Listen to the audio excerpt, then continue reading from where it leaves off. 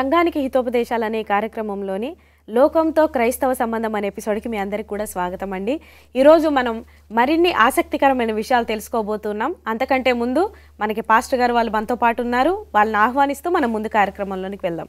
Pastor మన్రాజా గారు, pastor Simon Paul గారు, మీ ఇద్దరికి కూడా స్వాగతం అండి. మీరు మాకు గడిచిన ఎపిసోడ్స్లో చాలా మంచి విషయాలు చెప్పారు. అంటే చాలా విషయాలు మనం చర్చించుకోవడం జరిగింది. అవి చాలా యూస్ఫుల్గా కూడా ఉన్నాయి. అయితే ఈరోజు ఈ ఎపిసోడ్లో ప్రత్యేకంగా ఈ లోకంతో క్రైస్తవ సంబంధం అనే విషయం గురించి మనం చర్చించుకోబోతున్నాం. పాస్టర్ మనురాజా గారు, మీరు మాకు తెలియజేయండి, మనకు ఈ లోకానికి ఎటువంటి సంబంధం ఉండకూడదా? అంటే మనకంటే క్రైస్తవులకి ఈ లోకానికి ఎటువంటి సంబంధం ఉండకూడదా? ఖచ్చితంగా ఉండకూడదని అంటే ఈ సెన్స్ ఎలా తీసుకోవాలంటే, ఇప్పుడు లోకంతో సంబంధం ఉండకూడదా అంటే వేరే లోకం ఏం లేదు మనకి బ్రతకడానికి. అంటే వేరే గ్రహం ఏం లేదు. క్రైస్తవులు అంతా వేరే గ్రహానికి పోలేము. ఈ లోకంలో ఖచ్చితంగా ఉండాల్సిందే. అయితే ప్రత్యేకించబడిన వారుగా మీరు ఉండాలని దేవుడు పదే పదే చెప్తా ఉన్నారు. మిమ్మల్ని మీరు ప్రత్యేకపరుచుకోనండి అంటున్నారు. మనం ఉండాల్సింది ఇక్కడే. తర్వాత ఇంకొక మెయిన్ ఉద్దేశం ఏంటి అని అంటే, దేవుడు మనం ఈ లోకానికి వెలుగుగా ఉండాలి అంటున్నారు. అంటే లోకంలోనే ఉండమంటున్నారు, కానీ అందరూ చీకట్లో ఉన్నప్పుడు మనం మాత్రం వెలగాలనుకుంటున్నారు. ఇది ఎప్పటికి కూడా మనం మర్చిపోవద్దు. లోకంతో సంబంధం లేదా మనకినంటే ఖచ్చితంగా లోకంతో సత్సంబంధాలు మనం కలిగి ఉండాలి. ఎప్పుడు కూడా నాకు లోకానికి సంబంధం లేదంటే భూమి కాకుండా ఇక్కడ మార్స్కి వెళ్ళిపోతాము మనం, లేదు కదా. సో మనము ఎప్పుడు కూడా జ్ఞాపకం ఉంచుకోవాల్సింది. మరి బయట డిబేట్లు కూడా జరుగుతూ ఉంటాయి, దీని మీద పెద్ద పెద్ద వాగ్వివాదాలు అవుతూ ఉంటాయి. నేను లోకంతో ఉండను. లోకంతో అంటే లోకం అంటే ఏది? మన చుట్టూ ఉంటున్న మనుషులు, మనము. సో మనం ఖచ్చితంగా వాళ్ళ మధ్యలోనే ఉండాలి, కానీ వాళ్ళకి దేవుని మార్గం చూపించే వాళ్ళుగా మనం ఉండాలి. ఇదే దేవుడు మనకిచ్చిన పని, బాధ్యత. అంటే మొదటి ఒకసారి మనం బైబిల్లో గమనించినప్పుడు మత్తయి సువార్త 5:16లో మనము ఈ లోకానికి వెలుగుగా ఉండాలంటున్నారు. ఇంకో చోట ఈ లోకానికి మీరు ఉప్పుగా ఉండాలంటున్నారు. అంటే లోకానికే మనము ఒక రోల్ మోడల్గా ఉండాలి. లోకంలోనే ఉండాలి, లోకంతో సత్సంబంధాలు కలిగి ఉండాలి. మనం లోకంలో ఉన్న వ్యక్తుల్లాగా ఈ లోకస్తుల్లాగా మారిపోకూడదు. కానీ మనము నేర్చుకున్న విషయాలు, మనం తెలుసుకున్న విషయాలు, దేవుడు మనకి బోధించినవి, బైబిల్ మనకు నేర్పించిన సంగతులను ఈ లోకంలో చీకట్లో ఉన్నవారికి మనం నేర్పిస్తూ ముందుకు వెళ్ళాలనేది దేవుని చిత్తమని నేను నమ్ముతున్నా. చాలా బాగా చెప్పారండి. పాస్టర్ గారు, మీరు చెప్పండి, ఇప్పుడు అసలు ఎలాంటి వాటితో కలిసి ఉండాలి మనం? ఇక్కడ ఈ లోకంలో మనం ఉండాలి, కలిసి ఉండాలి. తర్వాత ఈ లోకస్తులతో, లోక సంబంధమైన విషయాలన్నింటితో కూడా మనం కలిసి ఉండాలని వాక్యం చెప్పట్లేదు. కానీ ఈ లోక సంబంధమైన విషయాలన్నిటి నుంచి దూరంగా ఉంటూ దేవునికి దగ్గరగా ఉంటూ ఆయన మనకి అధిపతి అని, ఆయన మనకి రాజు అని, ఆయన మన క్రీస్తు రక్షకుడని అంగీకరిస్తూ ఆయన మాటల చొప్పున ఆయన ఆజ్ఞలు ఏవైతే ఉన్నాయో ఆజ్ఞలన్నింటినీ కూడా పాటిస్తూ ఈ లోకస్తులకి ఒక మాదిరిగా మనం ఉండాలనేది దేవుని ఉద్దేశం. ఇప్పుడు మరి ఈ ఎలా కలిసి ఉంటాం? చాలామంది ఇప్పుడు మన విశ్వాసం వేరే ఉంటుంది, మన నమ్మకం వేరే ఉంటుంది, మరి వాళ్ళ నమ్మకాలు వేరే ఉంటాయి. ఎలా వాళ్ళతో కలిసి ఉంటాం? వాళ్ళు ఇప్పుడు చాలామంది కొత్తగా క్రైస్తవంలోకి వస్తూ ఉన్నారు. అంతెందుకు, మన ఫ్యామిలీలోనే, మన సంఘాల్లోనే చాలామంది కొత్తగా ఇప్పుడే విశ్వాసంలోకి అడుగు పెడతా ఉంటారు. మరి వాళ్ళు కూడా వచ్చిన వాళ్ళే కదండి. అట్లా అని చెప్పేసి వాళ్ళని తోసేయలేం కదా. వాళ్ళు ఎలా వచ్చారు, ఎందుకు వచ్చారని అంటే ఒకరి ప్రవర్తనని బట్టి, ఒకరి సాక్ష్యాన్ని బట్టి, ఒకరి ప్రార్థనని బట్టి వాళ్ళు వచ్చారు. ఎలా కలిసి ఉండాలంటే ప్రార్థనతో కలిసి ఉండాలి. పనిచేసేటప్పుడు దేవుని విశ్వాసాన్ని పంచుకుంటూ కలిసి ఉండాలి. ఏది నీతి మార్గమో, ఏది నిజమైన మార్గమో వారికి చెప్తూ ప్రకటిస్తూ కలిసి ఉండాలి. వాళ్ళు వేరే విశ్వాసం కలిగి ఉన్నారు, మేము వాళ్ళతో పనిచేయడం అంటే కుదురుతుందా అండి? కుదరదు. అన్ని రంగాల్లో అది కుదరదు. కొన్ని సందర్భాల్లో అందరం కూడా కలిసి పనిచేయాలి. వ్యవస్థ నడవాలంటే, దేశం ముందుకు సాగాలంటే అందరూ కూడా కలిసి పనిచేయాలి. కానీ వారి విశ్వాసాన్ని మనం గౌరవించాలి, మన విశ్వాసాన్ని వారు గౌరవించాలి. నీది నువ్వే చూసుకుంటూ నీ దాన్ని నువ్వు ఖచ్చితంగా ఎట్టి పరిస్థితుల్లో పాటించడం మర్చిపోకూడదు. వాళ్ళ విశ్వాసం మీద నువ్వేమి ఇన్ఫ్లుయెన్స్ అవ్వాల్సిన అవసరం లేదు. నీ వాక్యము, దేవుడు నీకు ఇచ్చిన మార్గము, వీటన్నిటిని కూడా పాటిస్తూ మనం ముందుకు సాగాలని వాక్యం మనకి పిలుపునిస్తూ ఉంది. మనం మత్తయి సువార్త 5:16 ఇందాక పాస్టర్ గారు చెప్పినట్లు వెలుగుగా ఉండమని చెప్పేసి చెప్తా ఉన్నారు. దానికన్నా ఒక మాట ముందే ఉంటుందంటే, మన క్రియలు చూసి దేవుని మహిమపరచాలి ఇతరులు. మనం ఇతరులతో ఎలా ఉండాలంటే, ఈ లోకానికి మనల్ని మనం ఎలా కనపరుచుకోవాలంటే, ఈ లోకంలో కలిసి మనం ఎలా ఉండాలంటే మన క్రియల్ని చూసి ఇతరులు దేవుణ్ణి మహింపరచాలి. ఇప్పుడు దానియేలు, షడ్రకు, మేషకు, అబేద్నెగోని తీసుకోండి. ఇక్కడ వారు తన స్నేహితులు తను దానియేలుతో సహా వీరు చేసిన అన్ని క్రియలను బట్టి రాజు ప్రతిసారి కూడా నెబుకద్నెజర్ రాజు నీ దేవుడే గొప్ప దేవుడు, నీ దేవుడే గొప్ప దేవుడు అని చెప్పేసి 2 సార్లు అక్కడ మనం చెప్పడం మన వాక్యంలో చూస్తూ ఉంటాం. ఈ అగ్నిలో పడేసినప్పుడు కూడా 3 స్నేహితుల్ని బయటికి తీసుకొని వచ్చిన తర్వాత నెబుకద్నెజర్ వారి విశ్వాసాన్ని బట్టి దేవుడు వారు 3 కాపాడి నెబుకద్నెజర్ రాజుకి 4గా అగ్నిగుండంలో కనిపిస్తారు. బయటికి రాగానే రాజు ఏం చెప్తాడంటే నీ దేవుడే గొప్ప దేవుడు, నీ దేవుడు నిజమైన దేవుడు అని చెప్పేసి ఒక అన్యరాజు, ఒక దేవుడు అంటే యేసుక్రీస్తు, ఇక్కడ యెహోవా దేవుడు అంటే విశ్వాసం లేని రాజు ఆ సాక్ష్యాన్ని ఇచ్చాడు. ఇది ఈ మాటకు అర్థం ఏంటంటే అది నీ విశ్వాసాన్ని బట్టి, నువ్వు చేసే క్రియలను బట్టి, నీ పనిని బట్టి నువ్వు దేవుడిని ఇతరులకి కనపరచాలి. చివరిగా ఇక్కడ మార్కు సువార్త 2వ అధ్యాయము 16వ వచనం చూసుకున్నట్లయితే ఇక్కడ శాస్త్రులు, పరిసయ్యులు వీళ్ళందరూ కూడా ఒక మాట అంటూ ఉంటారు యేసుక్రీస్తు ప్రభువుని చూసి, ఈయన పాపులతోనూ తర్వాత సుంకరులతోనూ భోజనం చేయుచున్నాడే, వారితో తిరుగుతున్నారే అని చెప్పేసి చెప్తా ఉంటాడు. యేసుక్రీస్తు ప్రభువు వారు ఎవరితో తిరిగారు? పాపుల్ని పిలవడానికి వచ్చారంట ఆయన. మనందరం పాపులమే అండి. ఒకనొక రోజున మనందరికీ కూడా యేసుక్రీస్తు ప్రభువు వారు అంటే ఎవరో నిజంగా తెలియదు. కానీ ఎవరో ఒకరి విశ్వాసం ద్వారా, వారి వెలుగు ద్వారా, వారి ప్రార్థన ద్వారా, వారి నడిపింపు ద్వారా మనం రక్షించబడ్డాం. ఈరోజు ఆ నడిపించేవాడు నువ్వు నేనుగా ఉండాలని దేవుని ఉద్దేశం. ఆయన పాపుల కొరకు ఈ లోకంలోకి వచ్చి వారిని పిలిచారు. ఒకనొక రోజు నువ్వు నేను పాపిగా ఉన్నప్పుడు మనల్ని ఎవరో పిలిచారు. ఈరోజు మనం పాపులం కాదని నేను చెప్పట్లేదులే, కానీ మనం పవిత్రతలో ముందుకు అడిగేయాలని ప్రయత్నం చేసేవాళ్ళం. దేవుని కొరకు, ఆయన రాజ్యం కొరకు ప్రయాసపడేవాళ్ళం. ఈ ప్రయాసలో ఇంక ఇతరులను కూడా జతగా చేసుకొని ముందుకు సాగే ఈ పిలుపునకై వాక్యం మనల్ని ముందుకి మనల్ని పిలుస్తూ ఉన్నది. చాలా చాలా అద్భుతంగా చెప్పారండి. మరిన్ని విషయాలు తెలుసుకోబోయే ముందు చిన్న బ్రేక్ తీసుకొని మళ్ళీ వచ్చేద్దాం. చూస్తున్నారు కదండి, మరిన్ని విషయాలు తెలుసుకోబోయే ముందు చిన్న బ్రేక్ తీసుకుందాం, మళ్ళీ వచ్చేద్దాం.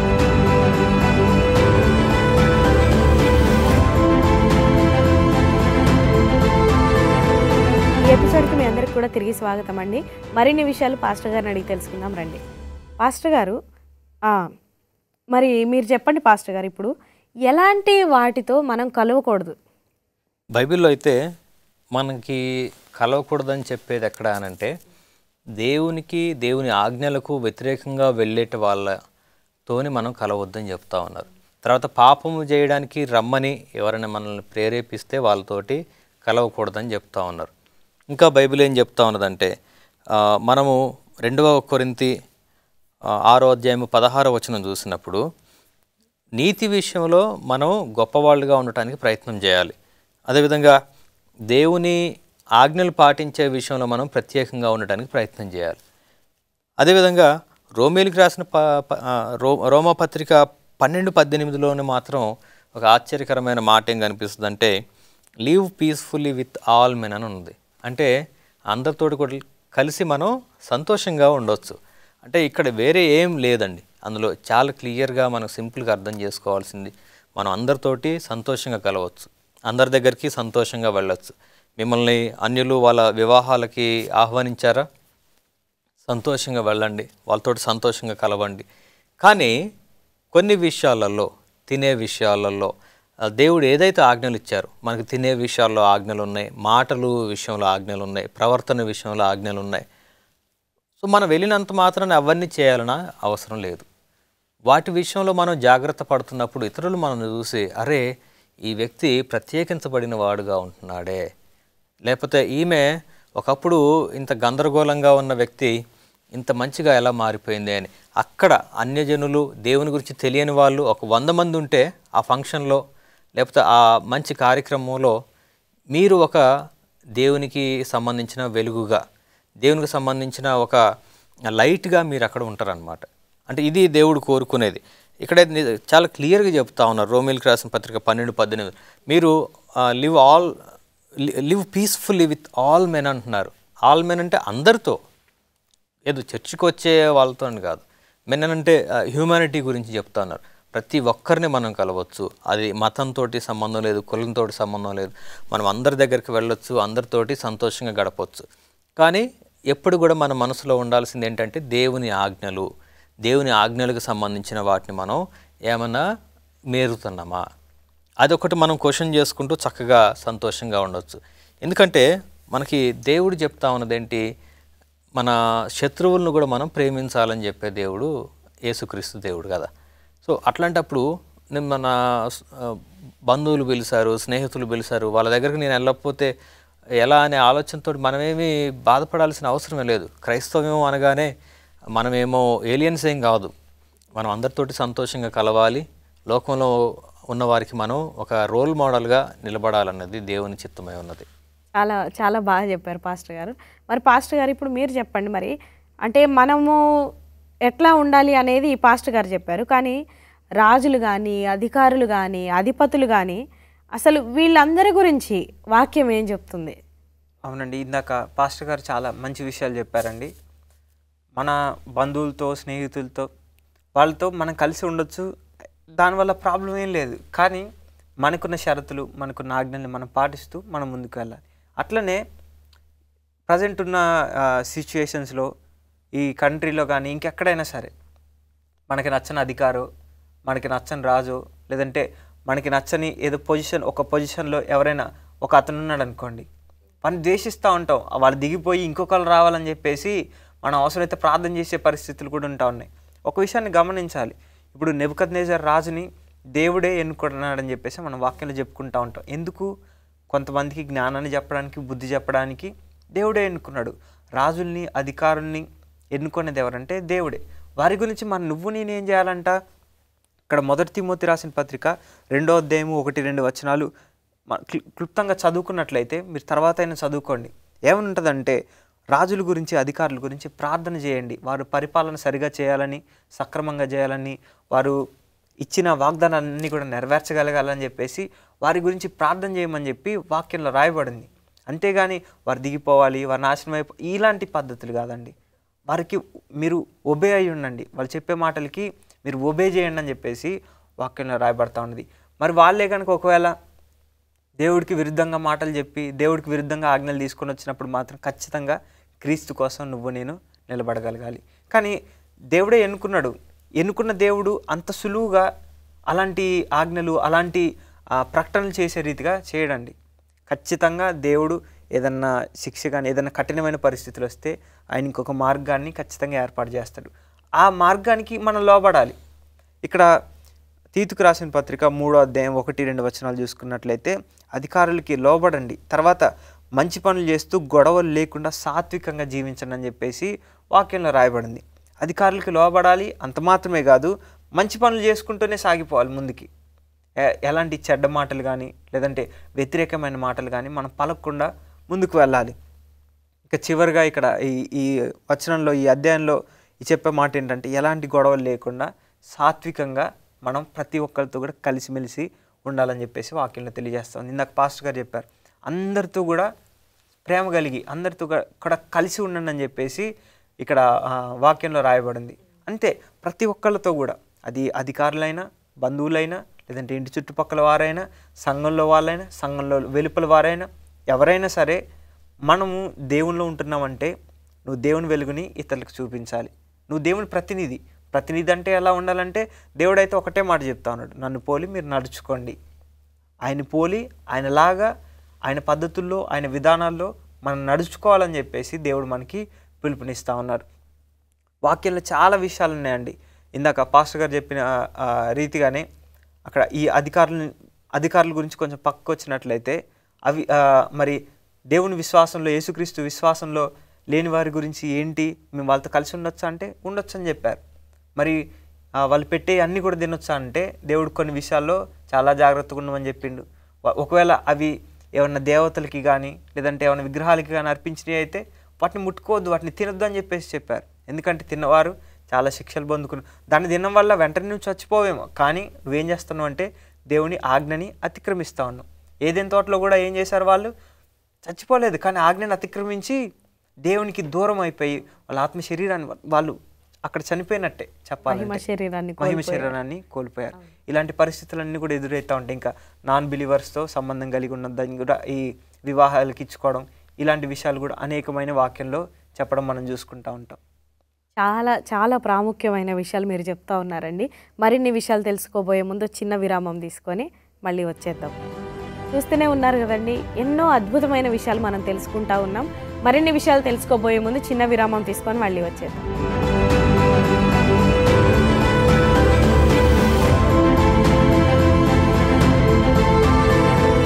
మీ అందరికీ కూడా ఈ ఎపిసోడ్కి తిరిగి స్వాగతం అండి.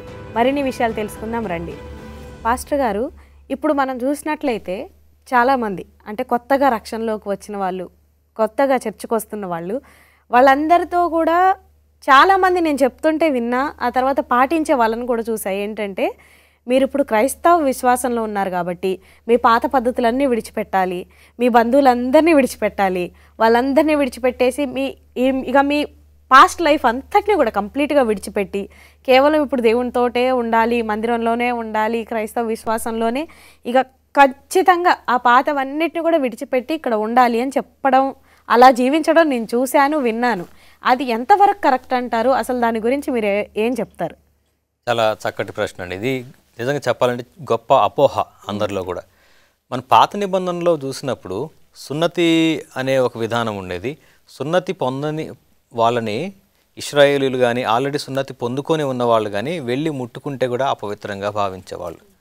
వాళ్ళతోటి కలిసేవాళ్ళు కాదు, వాళ్ళతోటి తినడానికి కూడా అసలు అంటే విగ్రహానికి అర్పించిందా లేదా అని సెకండరీ, కానీ అట్లీస్ట్ వాళ్ళతోటి కలిసి కూర్చుంటే కూడా ఒక పాపం లాగా భావించేవాళ్ళు. అందుకనే యేసుక్రీస్తు భూమి మీదకి వచ్చిన తర్వాత ఇక్కడ మనం యోహాను సువార్త 13వ అధ్యాయము 34-35 వచనాలు మనం గమనించినప్పుడు, మీకు ఒక నూతనమైన నిబంధనను ఇస్తున్నా. ఆ నిబంధన ఏంటి అని అంటే, అందరూ కూడా ఒకరితో ఒకరు ప్రేమగా ఉండండి అని చెప్తా ఉన్నారు. ఒకరితో ఒకరు ప్రేమగా ఉండటం కోసం ప్రయాసపడండి అని చెప్తా ఉన్నారు. ఒకరినొకడు కలుపుకోండి అని చెప్తా ఉన్నారు. అంటే యేసుక్రీస్తు వచ్చిన తర్వాత సువార్త అనేది పబ్లిక్ అయింది. అంటే అప్పటిదాకా కేవలం కొన్ని వర్గాలకు మాత్రం, అంటే ఇశ్రాయేలులు, యూదులకు మాత్రమే సువార్త అన్న విధానంలో ఉన్నది. కానీ యేసుక్రీస్తు శరీరధారిగా వచ్చిన తర్వాత ప్రతి ఒక్కరికి కూడా ఈ సువార్త సమానం అనేది వచ్చింది. అందుకని యేసుక్రీస్తు లిటరల్గా చూపించడం కోసం వీళ్ళు వెళ్ళి ముట్టుకోవడానికి ఇష్టపడని కుష్ఠరోగుల దగ్గరికి, అనారోగ్యంతో ఉన్న వాళ్ళ దగ్గరికి, ట్యాక్స్ కలెక్టర్స్ దగ్గరికి, తర్వాత తక్కువ వర్గం వాళ్ళ దగ్గర కూడా యేసుక్రీస్తు వెళ్ళడం, కలవడం అని కూడా మనం చూస్తున్నాం. సరే, అపోస్తలులు మరి ఏమన్నా అది ఫాలో అవ్వలేకపోయారంటే ఖచ్చితంగా అపోస్తలులు కూడా ఫాలో అయ్యారు. పేతురు వెళ్ళి సువార్త చేసి వస్తే, అయ్యో నువ్వెందుకు వాళ్ళతోటి ఎందుకు కలిసావు అన్ని జనులతోటి అని ముందు నుంచి ఉన్న సున్నతి పొందిన వాళ్ళని అడుగుతూ ఉంటే, పరిశుద్ధాత్మ ఇప్పుడు అంతా కూడా అందరికీ కూడా సమానంగా ఇవ్వబడింది. దేవుడు అందరికీ కూడా ప్రభు యేసుక్రీస్తు.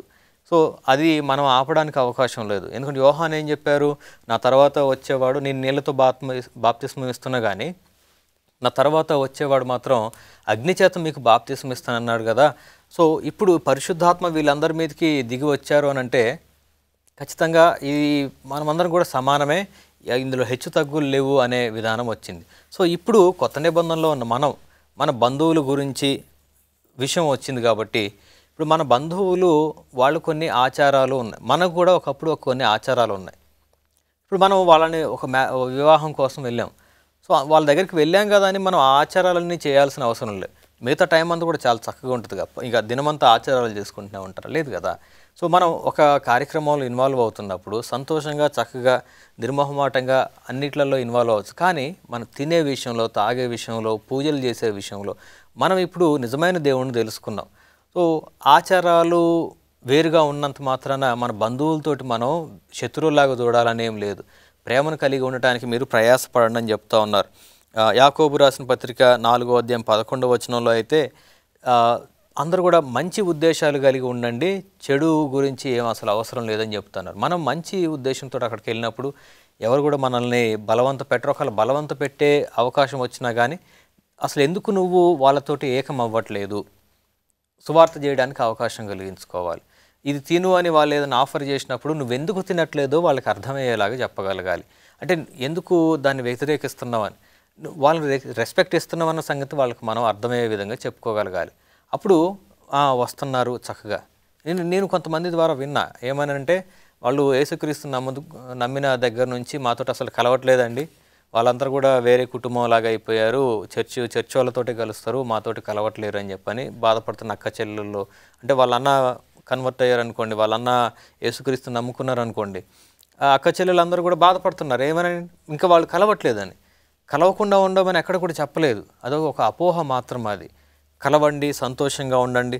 వాళ్ళ ఆచార సాంప్రదాయపరమైన ఏమన్నా వస్తున్నప్పుడు వాటిని మీరు ఎందుకు చేయట్లేదు, దేవుడు ఏం చేయమన్నాడు, మీరు ఇప్పుడు ఏం పాటిస్తున్నారు అనేది వాళ్ళకి మీరు ఒక ఎగ్జాంపుల్గా నిలబడి చెప్పగలిగినప్పుడు మీరు మంచి సువార్థికుడిగా, పరిచారకుడిగా దేవుని నామంలో అక్కడ నిలబడడానికి అవకాశం ఉంది. చాలా చాలా అద్భుతంగా చెప్పారండి. పాస్టర్ గారు, ఇప్పుడు మీరు చెప్పండి, చివరిగా మన సంఘంలోని వారికి, మనతో విశ్వాసం పంచుకోని వారికి మధ్య సంబంధం గురించి క్లుప్తంగా కొన్ని విషయాలు మాకు తెలియజేయండి.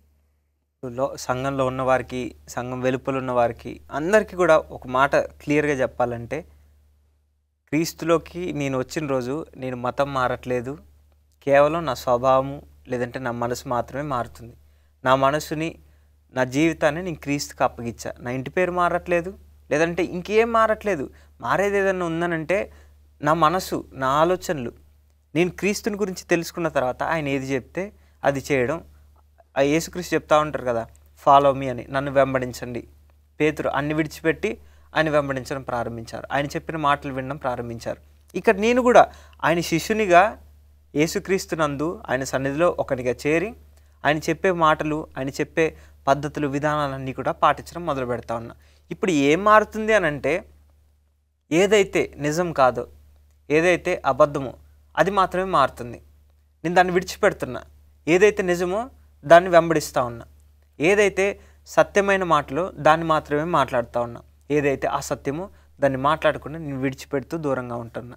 దీన్ని బట్టి నేను ఇతరులకు దూరంగా ఉండాలా, లేదంటే నా బంధువులకి, లేదంటే నేనున్న విశ్వాసంలో లేని వారికి నేను దూరంగా ఉండాలంటే ఇంతసేపు పాస్టర్ గారు చెప్పారు, అవసరం లేదు. వాళ్ళకి నువ్వు ఎలా ఉండాలి, ఒక మాదిరిగా ఉండాలి, ఒక వెలుగుగా ఉండాలి. మళ్ళీ చెప్తున్నా, మనం ఏదో మతం మారిపోయి లేదంటే ఏదో కొత్త ప్రపంచంలోకి అడుగు పెట్టట్లే. కానీ క్రీస్తు చెప్తా ఉన్నాడు, ఎవరైతే క్రీస్తులో ఉన్నారో వాళ్ళు నూతన సృష్టి. నువ్వు ఏం నూతన సృష్టి అంటే క్రీస్తులో నూతన సృష్టి. ఇంకా నువ్వు కొత్తగా మార్చబడ్డావు, కొత్తగా నీ స్వభావం మారింది. ఈ స్వభావాన్ని, ఇది ఎంత గొప్పదో, ఇది ఎంత శ్రేష్టమైనదో ఇతరులు కనపరిచే బాధ్యత నీ మీద, నా మీద, మనందరి మీద కూడా ఉంది. ఇదండి మనం క్లుప్తంగా ఒక విషయాన్ని చెప్పాలంటే మనలో మనల్ని మార్చుకోవాల్సింది ఇది. చాలా చాలా అద్భుతమైన విషయాలు మీరు ఈరోజు మాకు తెలియజేశారండి. ఇవన్నీ తెలియజేసినందుకు కానీ మీ ఇద్దరికి కూడా ప్రత్యేకమైన ధన్యవాదాలు. చూస్తున్నారు కదండి, ఎంతో చక్కటి విషయాలు, చాలా విలువైన ప్రాముఖ్యమైన విషయాలు మనం తెలుసుకున్నాం. అలాగే ఇంకా మరిన్ని విషయాలు తెలుసుకోవాలనుకుంటే చూస్తూనే ఉండండి మా ఈ సంఘానికి ఈ హితోపదేశాలు అనే కార్యక్రమాన్ని. తరువాతి ఎపిసోడ్లో మళ్ళీ కలుసుకుందాం. అంతవరకు అందరికీ వందనాలు.